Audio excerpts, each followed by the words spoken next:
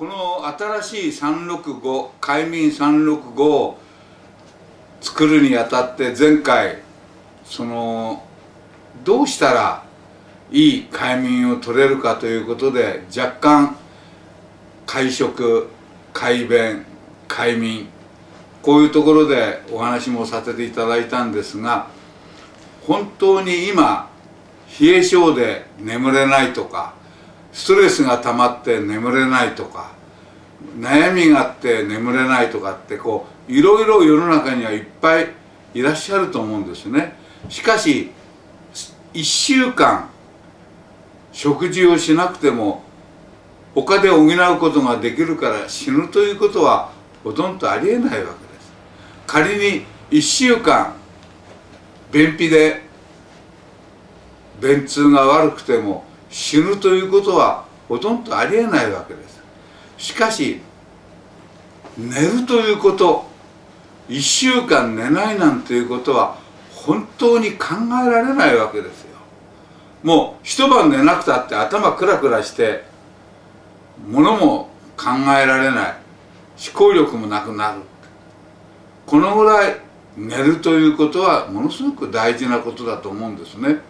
そして寝るということがどういうことなのか、もう一回みんなで考えて、そして一番いい条件で寝るためのそういう形というのはどういうことなのかと。で、寝るということはただ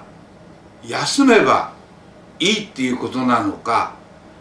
寝るということは10代の時の寝る時、幼い時に寝る時、20歳になって30になってだんだん年を取るに従って寝る形が変わってくると思うんですね。バタン級で寝られるそういう青春時代、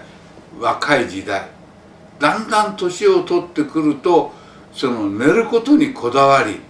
どういう形が一番いいのか考えていろんなものを寝る道具として選んでくると思うんですね。で、私たちはこの一つの寝る寝具、布団、そういう周りの寝るためのそういうものを研究してやっと一番いい寝るための道具として寝具が進化してって、そして同じ寝るんだったら快眠をしようと。で、快眠をすれば快食も快便も全部それに伴ってくる。人生生きて上にいて一番大事なのは快眠だと思うんですね。そうするとこの快眠、寝るということは一体何を意味してんのか、睡眠をとればいいのか、そういう時代もありました。しかし本当に若い人も若くない人もお年寄りもお年寄りじゃない人も偉い人も偉くない人も全部1億2000万人寝ることは平等なわけですね。寝るということをもう一回くどいようですけども、寝るのはただ8時間寝ればいいとか6時間寝ればいいとか短い時間でも熟睡すればいいとかっていろんな言われてますけれども、簡単に言えば目が覚めて明るし元気に活力ある生活をするための睡眠だと思うんですね。そうすると寝不足、睡眠不足、そんな形で仕事したり生きてったら事故に結びつく。そんな形で食事してもおいしくないね、トイレ行ったっていい便が出ない、こういう悪循環になってくると思うんです。ですからこの寝るということ、意外と私たちはそんなに意識してませんけれども、一つの例として例えば病院でベッドで明日もしれない人たちが入院してるわけです。我々分かんないけれども、そういう病院に入院してる人たちは夜消灯になっても眠れないっていうんですね。ちょっとした物音でもピーンと反応する。なぜかっていうと、このまま寝ちゃったら明日目が開かないんじゃないか、明日がないんじゃないかっていう、そういう恐怖心にとらわれて眠れない人もいるわけです。ね、私たちは明日元気に働いて、元気にいい仕事をし、いい人生を送るためにしっかりした睡眠をとらなきゃなんない。そのしっかりした睡眠をとるために、私たちは快眠365、365日寝ない人っていないわけです。みんな365日寝ますから、365日快眠していただきたい。そういうことでこの快眠365を世に出したわけです。そしてお年を召してくる。今まで1日徹夜やっても残業やっても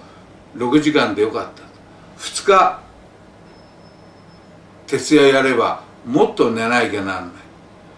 い。もっと寝なきゃなんないというこの長い睡眠というのが、仮に死という形をとってまた次の世代に元気になって生まれてくるために死という道を選んでくるわけ。生きてたんじゃそのまま疲れちゃって使い物にならなくなるから、仮に死という形をとって元気に充電してまた次の世生まれてくるわけです。死ぬ時にね、いい死に方すれば今度生まれる時もいい生まれ方ができるんじゃないか。そういうその人生の中で、これまた誰しもが必ずその場面に直面する死という問題。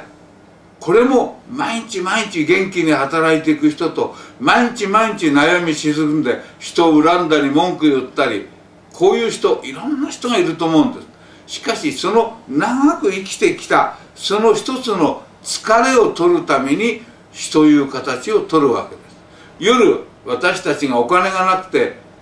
寝ます。朝パッと目が覚めたらお金があるなんていうことはありえないわけです。昨日の続きが今日であり、今日はまた明日に続いていかなきゃなんない。どういう続き方をしていかなきゃなんないっていうことが大事であって、そのためにはしっかりした快眠をとる以外ない、このように思うわけです。それともう一つ、寝具っていうか布団というのは女性の専売特許なんです。みんな8割9割の人は奥さんもしくはお母さん、おばあちゃん、そういう人たちに布団というものを選んでもらったわけです。ですから私たちは若い時から快眠365を使っていただきたいわけです。そしてそれにハマるというか、本当に気に入ってもらえれば、結婚してもお子さんを産んでもお母さんになってもおばあちゃんになっても快眠365を大事にして使っていただけるという、そういう一つの考え方もあるわけです。ですから今若い女性たちの話の中で、どんな布団に寝てるとかどんなこととかっていうことはほとんど話題にならないわけですね。たまに長い枕だとかこういう枕だとかっていうことが、グッズは話題になることがあっても、私冷え性なんで毛糸の靴下履いてるとか、私冷え性なんでこうなんだとかっていう、こういうことは話題になっても、私はこういう布団に寝てますよと自慢できるような布団が話題にできるような、そんな布団だと私は信じてるわけです。ですから若い女性がこの布団に本当に気に入っていただければ、一つの何て言いますかね、化粧品だとか宗教だとか、そんなように似てるんですね。ましてこの布団というのは自分の健康ですから。お化粧だったらいろんなものをこう隠したりなんかできますけれども、健康っていうのは一番の源だと思うんです。ですから若い人からこの365をぜひ利用していただきたいと思うんです。今試みに私も縁があってパラリンのそういう関係をさせていただいてますが、このパラリンピックの人たちに金銀銅と取った人たちにこの365を使っていただいて、どんな感じをしたかというアンケートもいただきたいなと、このようにも思っております。どうか私たちは寝るということをもう一回考えようよと、こういう意味でこの365を世に送り出したわけです。大変今のところ評判がいい、好評をいただいてますんで、これからも自信持って改良できるところは改良していきたいなと、このように思っております。よろしくお願いいたします。